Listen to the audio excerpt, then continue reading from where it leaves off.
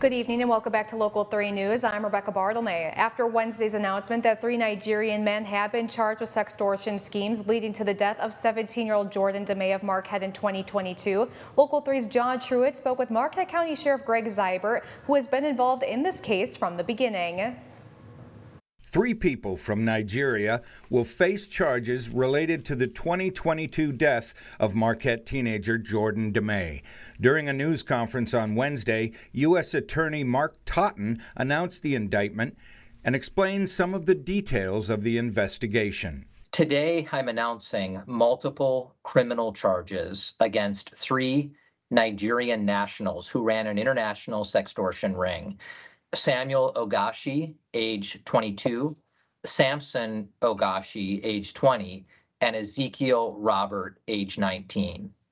The indictment, which was unsealed this morning, alleges these defendants targeted more than 100 victims, both minors and adults.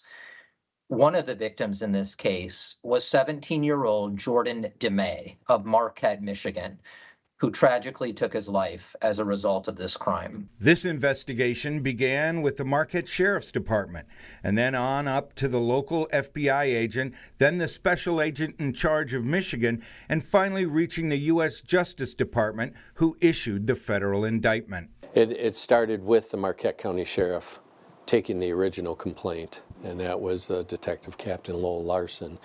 Once he found out it was sextortion, it's collecting the evidence, the digital evidence, and once he found out that it's beyond his bailiwick or jurisdiction, he made contact with our local special agent in charge, John Fortunato, with the Federal Bureau of Investigation. Agent Fortunato then made contact with the special agent in charge for the state of Michigan, and that's James Tarasco, and he delegated numerous agents to this specific complaint.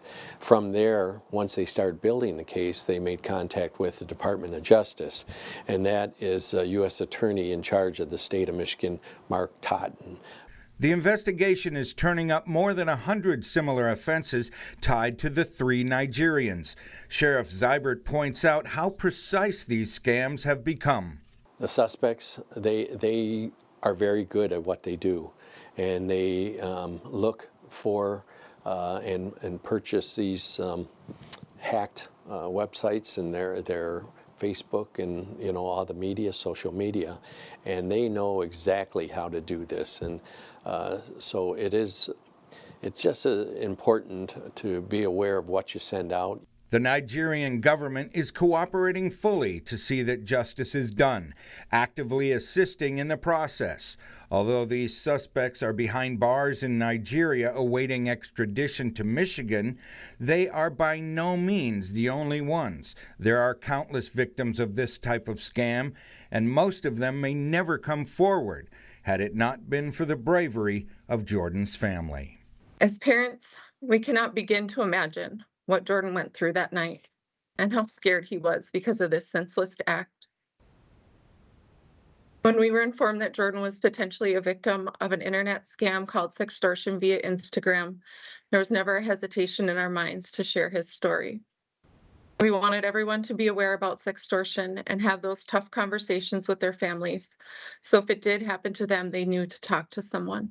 If you have been a victim of sextortion, there is a powerful new tool to remove sensitive media from the internet. It's called Take It Down. It's a government program that helps eliminate anything that may lead to sextortion. You can find the link to this site on our homepage, upmatters.com. Next up in the investigation will be the extradition of the suspects and choosing a location for the trial. In Marquette, John Truitt, Local 3 News.